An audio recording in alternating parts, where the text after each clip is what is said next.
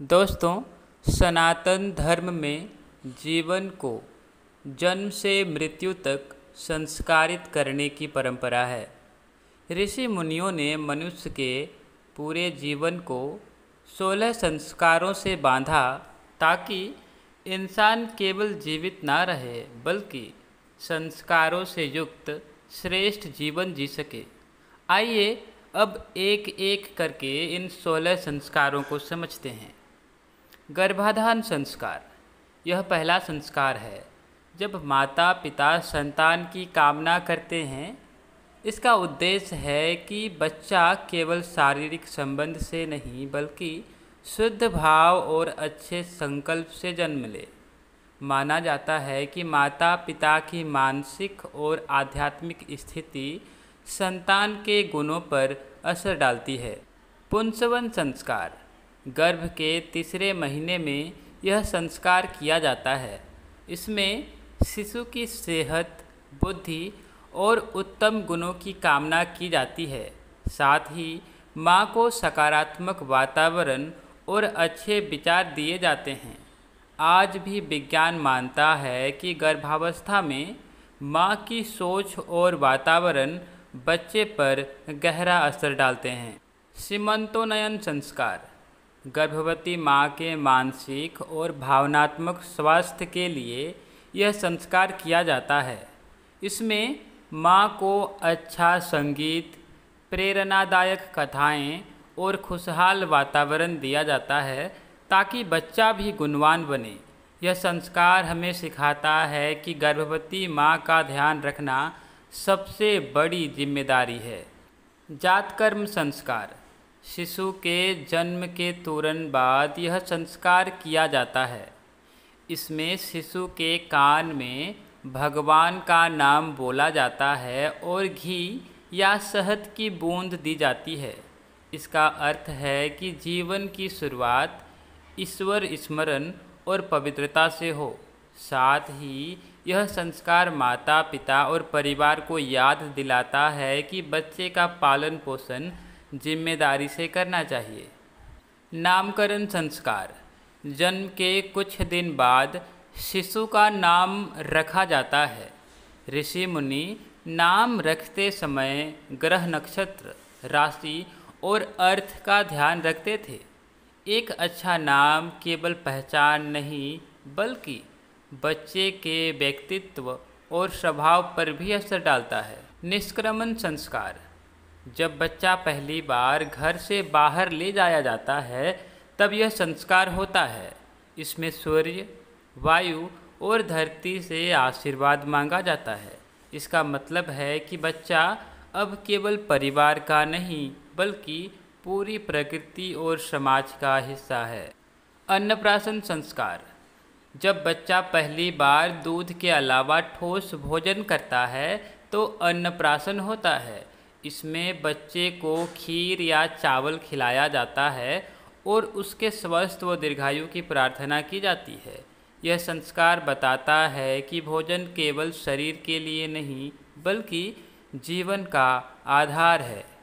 चूड़ाकरण या मुंडन संस्कार, इसमें बच्चे के बाल उतारे जाते हैं। माना जाता है कि जन्म के समय के बाल पुराने संस्कार और स्मृतियाँ लेकर आते हैं। मुंडन के बाद नए बाल उगते हैं जो नए जीवन और पवित्रता का प्रतीक है। साथ ही इससे शरीर और दिमाग को भी लाभ मिलता है। कर्णवेध संस्कार, इसमें बच्चे के कान छिदवाए जाते हैं। इसका धार्मिक महत्व तो है ही, साथ ही यह स्वास्थ्य के लिए भी लाभकारी माना जाता है। एक्यूप्रेशर सिद्धांत के अनुसार कान छिदवाने से बुद्धि और एकाग्रता बढ़ती है। उपनयन संस्कार, यह शिक्षा की शुरुआत का संस्कार है। इसमें बच्चे को जनेऊ पहनाया जाता है और उसे गुरु के पास शिक्षा के लिए भेजा जाता है। यह बताता है कि अब बच्चे का जीवन पढ़ाई, अनुशासन और जिम्मेदारी की ओर बढ़ रहा है। वेदारंभ संस्कार, इसमें विद्यार्थी वेदों और शास्त्रों का अध्ययन शुरू करता है। यह ज्ञान की गंभीर शुरुआत का प्रतीक है। इसका उद्देश्य है कि शिक्षा केवल नौकरी या धन के लिए नहीं, बल्कि चरित्र निर्माण और समाज सेवा के लिए हो। केशांत संस्कार: जब लड़का पहली बार दाढ़ी मूंछ कटवाता है तब यह संस्कार किया जाता है। यह बाल्यावस्था से युवा अवस्था में प्रवेश का संकेत है। इसका उद्देश्य है कि युवा अपने जीवन की जिम्मेदारियों को समझे और संयमित जीवन जिए। समावर्तन संस्कार: शिक्षा पूरी करने के बाद यह संस्कार किया जाता है। इसमें विद्यार्थी अपने गुरु से आशीर्वाद लेकर गृहस्थ जीवन और समाज के लिए तैयार होता है। यह बताता है कि शिक्षा का असली मकसद समाज और परिवार के लिए उपयोग करना है। विवाह संस्कार: यह सबसे महत्वपूर्ण संस्कारों में से एक है। इसमें पति पत्नी एक दूसरे के साथ जीवन भर धर्म, अर्थ, काम और मोक्ष की साधना करने का वचन देते हैं। विवाह केवल दो लोगों का नहीं, बल्कि दो परिवारों का मिलन होता है। यह संस्कार हमें सिखाता है कि परिवार और समाज के लिए साथ चलना कितना जरूरी है। वानप्रस्थ संस्कार: जब व्यक्ति अपनी जिम्मेदारियां पूरी कर लेता है और बच्चे आत्मनिर्भर हो जाते हैं, तब वानप्रस्थ का समय आता है। इसमें धीरे धीरे सांसारिक मोह छोड़कर साधना और समाज सेवा की ओर बढ़ा जाता है। यह जीवन का दूसरा चरण है, जहां त्याग और अनुभव से समाज का मार्गदर्शन किया जाता है। संन्यास संस्कार: यह अंतिम संस्कार है जिसमें व्यक्ति पूरी तरह से सांसारिक बंधनों से मुक्त होकर ईश्वर और आत्मज्ञान में लीन हो जाता है। इसका उद्देश्य है मोक्ष की प्राप्ति, यानी जन्म और मृत्यु के चक्र से मुक्ति। यह बताता है कि जीवन का अंतिम लक्ष्य भोग नहीं, बल्कि आत्मज्ञान है। दोस्तों, ये थे सनातन धर्म के 16 संस्कार।